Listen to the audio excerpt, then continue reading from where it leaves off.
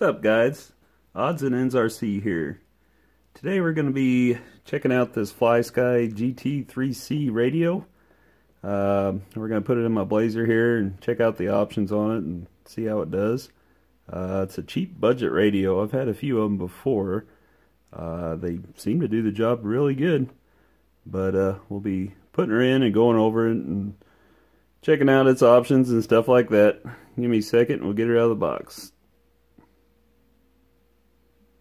Got her out of the box here. This is what you can expect. You get the radio. It's got a nice LCD display on it. Battery goes in the bottom. Your receiver. These are nice because they're only, I think they're about $8 for extra receivers. 3-channel receivers. There's your battery to it. Has a long run time to it. You can pretty much go all day on it.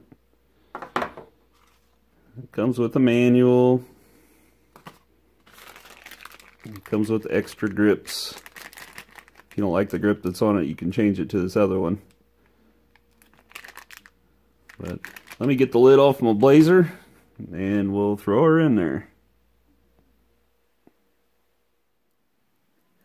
Alright guys, got the receiver installed. I just went ahead and velcroed it to the top of my steering servo for now. I usually don't take my trucks through any kind of water or anything. Normally I don't have to waterproof them, but for now I'm just going to put it there. We need to plug in our steering servo, which goes channel 1. We need to hook up our ESC, our speed controller. It goes on channel 2.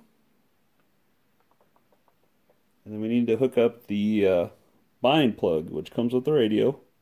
It goes in channel 3.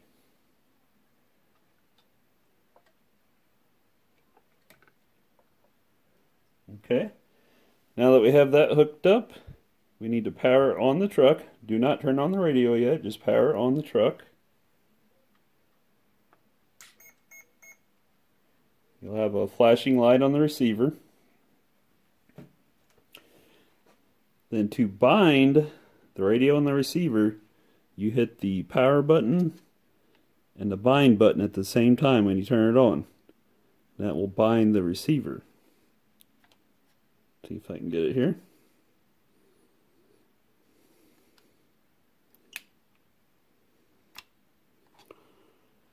Okay, now we have a solid light on the truck. So what I like to do, I like to unplug it. And then I pull the bind plug out. Turn the radio off. Turn the radio back on. Plug it back in. And we should be operational. Steering, throttle. See, I got some flat spots on the tires.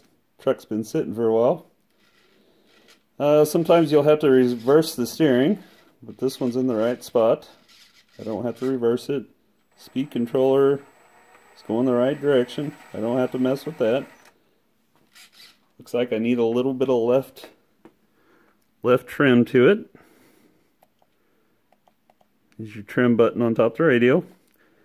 I can go back later and adjust the servo horn. We'll give her about 16 for now.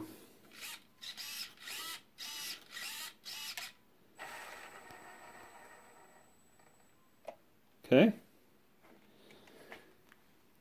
What I like to do on a crawler with these radios is I like to give it exponential.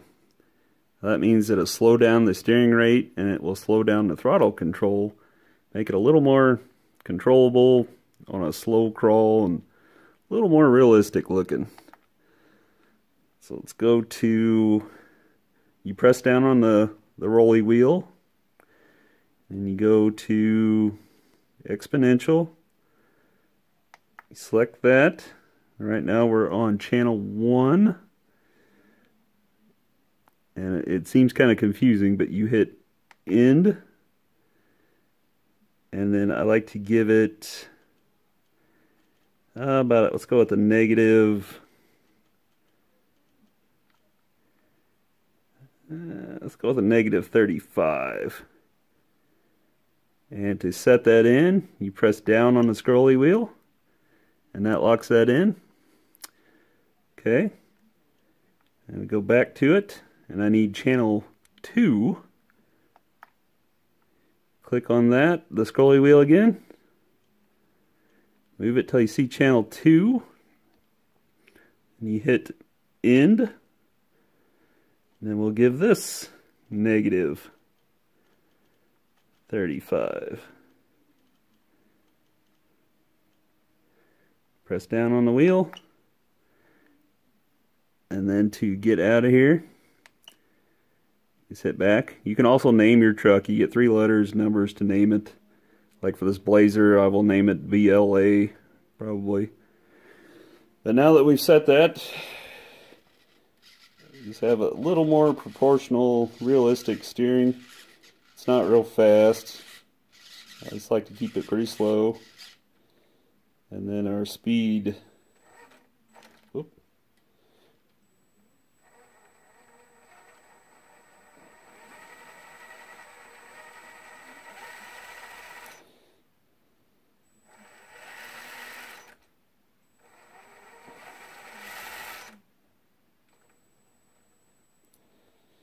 When the truck's on the ground, you can just get a lot more control over the takeoff, a little more realistic looking takeoff.